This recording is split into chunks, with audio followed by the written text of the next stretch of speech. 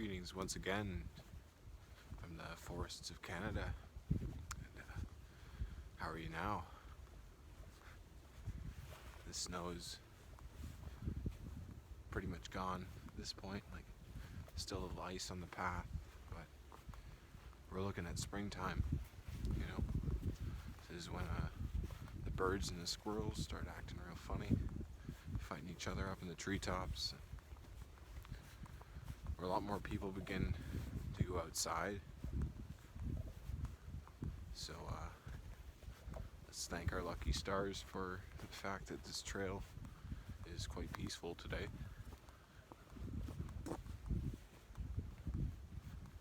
And really, if I think of the themes of this channel that we've touched on, it's like every single day we wake up and we somewhat have to do battle with the forces of chaos. And one of those things for me always is to get outside of the four walls and just go into nature, you know, look at the trees, see the colors, like feel the winds, and just listen, you know. Sometimes it's nice to just stand still, take a real nice look around.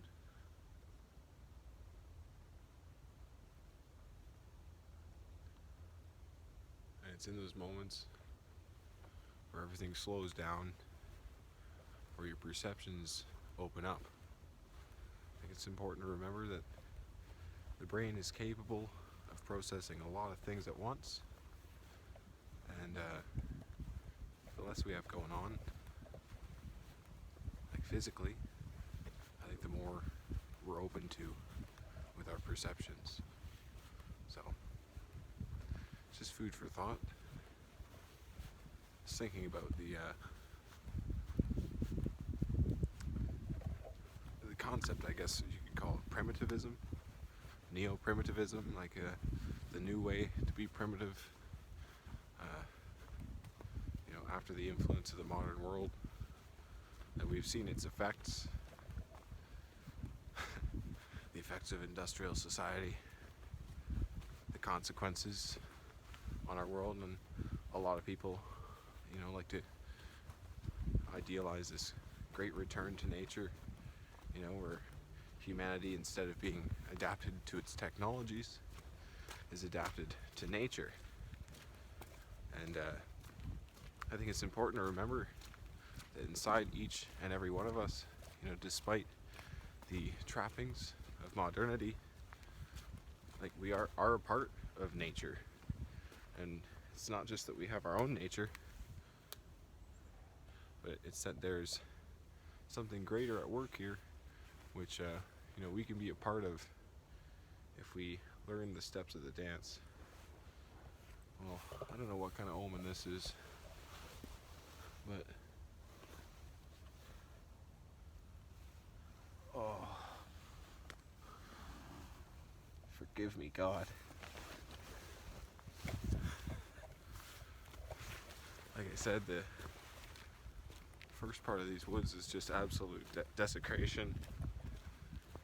That's probably why there aren't very many people, although the stench for the most part seems to have dissipated.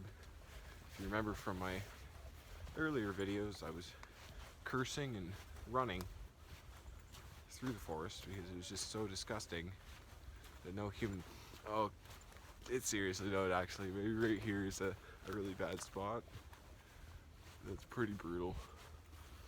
Oh, okay, well, let's just hope that we get through this. I think that's a perfect segue, honestly, because... Sorry, I just saw a squirrel.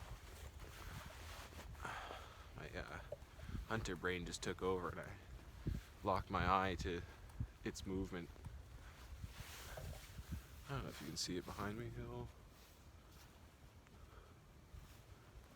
It's over there. Yeah, there he goes. Wow. Comment in the video if you saw the squirrel. I think listening to your senses is probably one of the best ways to really get in touch with your true nature, and I think what it means really to listen to your senses is to like feel the attached meaning, feel what each sense is trying to tell you, because it's not as though only language can speak to us. We read with our eyes even when we're not looking at words. Like, we see the expressions on other people, and we do our best to get the idea of what it is exactly they're trying to do, or who they are, or how it's going to affect us or the world. I think something I just experienced is that I was reading with my nose.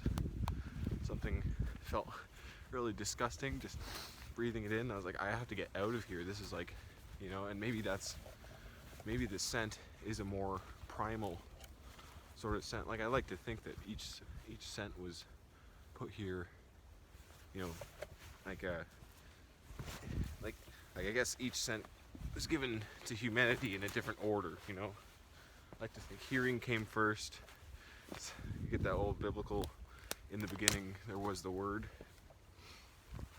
But I think smell is also a very early indicator, because if you can, so it's not as though you can hear the poison.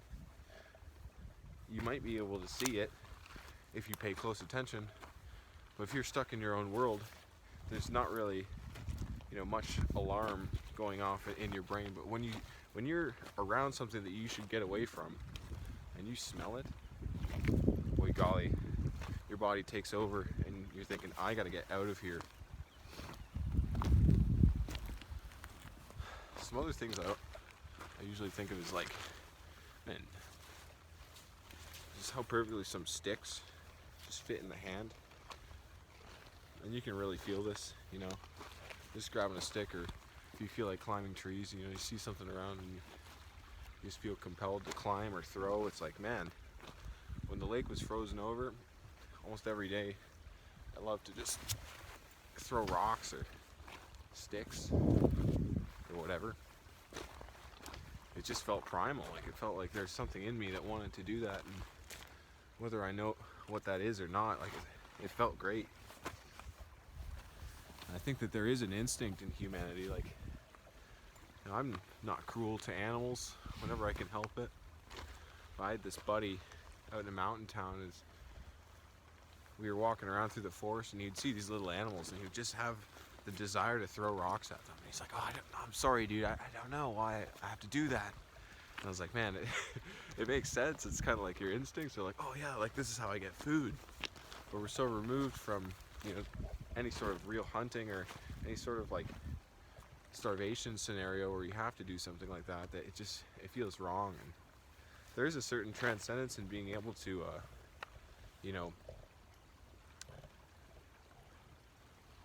let me put it like this, like,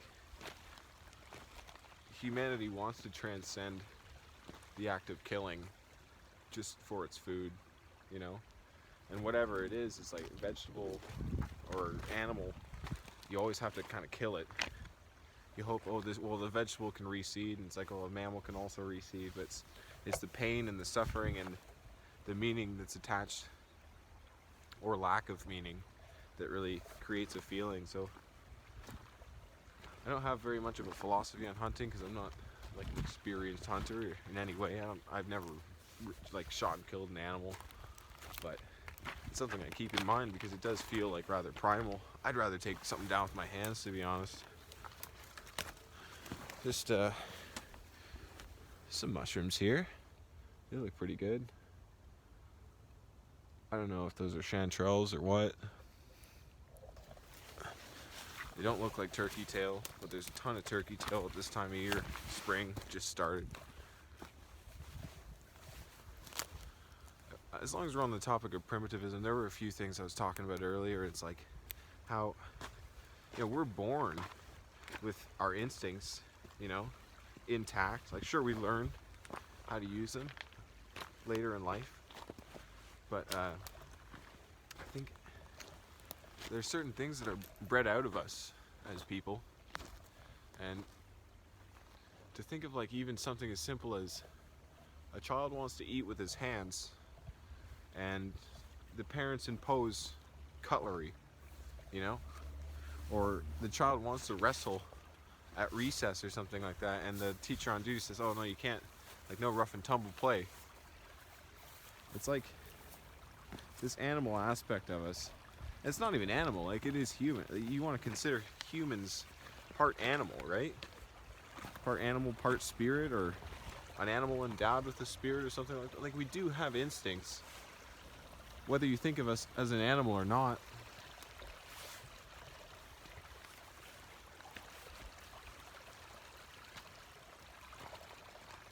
Like we were once a part of this environment before we felt so alienated from it as a result of becoming consumers for the most part. Like there are people out there who have learned a great deal about how to use the environment to their advantage, but oftentimes it's just you know, make waves in the financial world, and they get the means through this like meaningless currency to acquire what it is they want.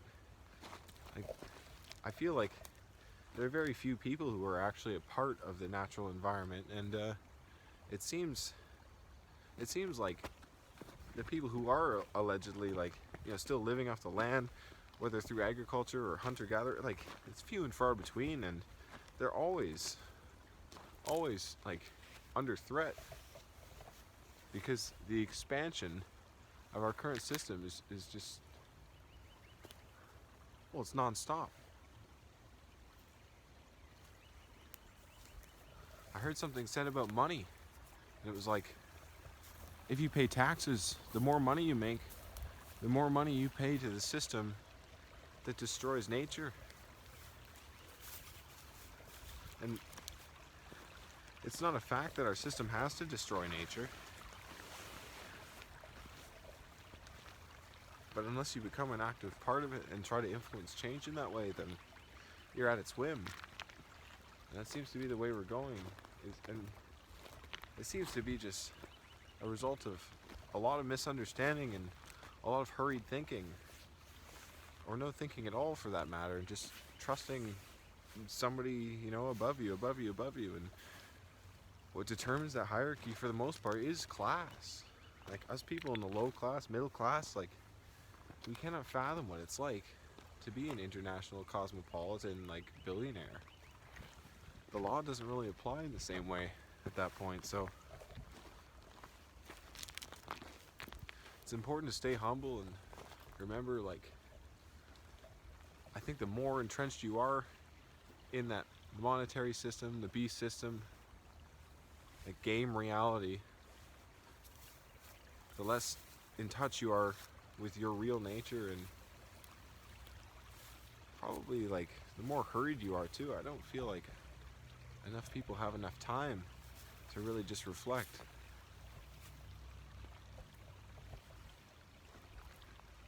A lot of people look for meaning on the outsides of themselves, you know?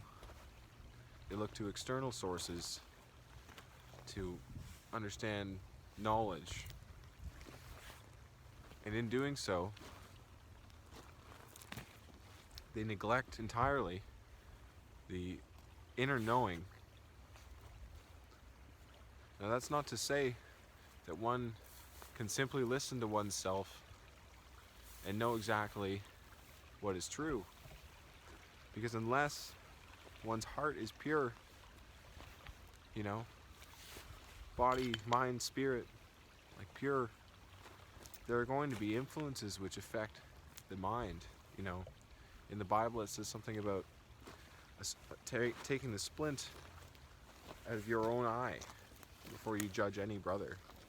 And I think what that kind of means is like you can't really see straight unless you are pure, like unless you are healthy. I think that's why this channel hasn't, you know, become a political channel in any way really, is because I think in large part your politics are just influenced by the way that you live. And if you aren't living healthy, I don't think your perception on the way that the world works is going to be very healthy, you know? And it's easy to be an idealist, but when you can't carry out that ideal, I think it's really dangerous. So really what this channel is trying to get in touch with your inner voice, trying to just let yourself think, like let yourself, and it's not just listening to this, it's like, you should go out and into nature and just listen to yourself. Try to talk to a camera, like take what it is you've learned in this life and try to help somebody else. And for me, really what that was just actually opening the mind, expanding consciousness, like all of these trite things that you hear. But really, like, you can't begin to understand at the beginning of this path just how deep, like, the deception of modernity goes. Like the system in which we live as normal people, with electricity, who go to public school, work jobs, like help in the cities, the towns. You can't imagine just how deeply entrenched all of our minds truly are. There are many people that wouldn't even like to hear that, the meat that they're eating on their plate came from an animal. And I think that's why the whole vegetarian, vegan movement was really important as well, is because, unless you have a healthy alternative or you know where your meat is coming from, like, as a consumer of cheap meat, like, you are participating in, like, it's abhorrent, like, post-industrial torture of animals. Not even, it's like, it's evil shit, You can't imagine what these animals go through. Imagine thinking that the cow that you're eating, as steak has never touched grass, or like the milk that you're drinking from the cow, the cream, that cow has never seen the outdoors. Like, these things pushed to their limits, they're fattened up to the point where they're just about to burst, and these things suffer, And there's one thing to say, like, life kills in order to eat and retain life, but it's an entirely different thing to put a creature through such suffering. And it's important to source all your food, like, whenever you can. It's really, really fucked up, pardon my French, to just not think about those things and just buy right off the shelf, because that truly, to me, is the hidden hand.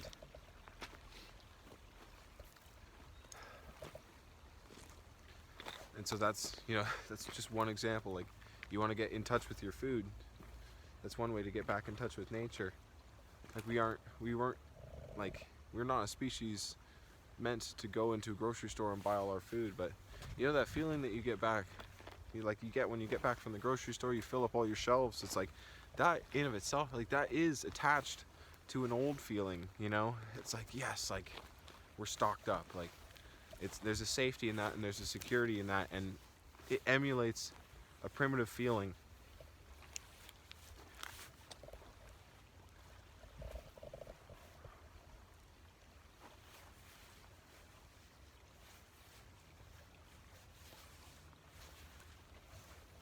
It's easy to have ideals. It's much harder to carry them out. But if you can, like, hold yourself to a standard, like a reasonable standard, and just keep, you orient yourself with the highest possible good that you can and aim up, like, to me, like, that's the true, like, that's the healthy idealist, not the one that creates an unattainable structure for himself. It's just, you have to, like, create a structure which you can maintain and add to it, and make sure that it's, like, actually in place. Like, we think, like, humans are creatures of habit, right? And people say, oh, it takes 30 days to create a habit. And I try to keep that in mind. Like, the things that I've done the last month have been almost exclusively just for my health. Like, my videos when I first started this channel I was in bad places, and I think it's important just, to think about your health. And if you want to get clear in the head, if you want to have better thoughts, if you want to have thoughts that actually, like, propel you forward, you got to get healthy. I don't even know how long I can go on this thing, but I've talked pretty much about what I wanted to talk about. Just going to nature, you know. There's like this concept of fake it till you make it as well, where the things that you do for the first time, even if you are not, like, it's going to feel very unnatural, and you're not necessarily going to want to do everything every day. But I think that, like, if you truly want what you think you want, then you'll know that you have to do that thing all the time until it becomes ritual, and until it becomes non-negotiable. Like, you're not, if you want to be this person, you actually have to act. And if your mind is so wrong that you think your way out of all these situations, and that's the thing with intelligent people, you're able to think your way out of doing good for yourself. Like, there's something inside of you which can totally screw with your ability to reason properly. And that's the inner sophistry. We like convince ourselves, oh, like, I'm gonna get mad at this person, and that's what, it's not even on a conscious level. Sometimes it's like just speaking from like an addiction standpoint, here's something, it's like oftentimes people are like, oh, I get into so many arguments, I get so pissed off, like sometimes when I'm going through like addiction struggles, and like I have come to see that like the drug itself, like the need, the want, the desire for that drug often acts through the individual, and it tries to create a scenario in which one would use the drug. And oftentimes, for somebody smoking or drinking or whatever, it's like, yeah, after a rough conversation, that's like when you're like, oh, I need to smoke, oh, I need a beer. Like, people will fall right into that. And yeah, it's just one thing to keep in mind. Like, we can't really trust ourselves unless we're healthy. Like, we try to find that inner place as best we can, but it's hard to find it sometimes inside, especially like when we are indoors. There's something about it, like a lack of connection indoors. I heard something about like drywall being made primarily of salt, and it's like creates this feeling of like disconnect in the spirit, like from anything around you. And when I stand out here and I think about like if everything did have an aura, like a magnetism, like an electric field around it, like what is it exactly that I'm walking through when I walk through a forest? Because it seems as though it's the space between the trees, but if each tree is glowing in this invisible way, I too, am more than just my body. I'm absorbing, I'm becoming a part of it. It feels me, and I feel it. That's the thing, it's like people don't know exactly how it feels to walk through a forest because we're stuck in language. And so, like, I don't know, if you're really looking for a way to get clear, is like try to stay sober, eat enough. It's one thing to fast, but it's another thing to just say you're fasting because you're depressed. And it's just it's a religious fast. Not that I feel too lazy to cook, but no, it's like take good care of yourself inside. And when you make it outside, like find a park in your city, wherever it is, in your town, like take a drive, like ask somebody for a ride, like get out into nature and find a way where you can just be by yourself. And all you have to listen to is the sounds of nature, like the birds, the stream, the wind. And around you, you just see trees, like far away, but they're touching you. It's like, at what point in your day inside do you need your eyes to look like 100 feet away, like 200 feet away? Like, you get up somewhere really high, and you could look like kilometers away, miles away.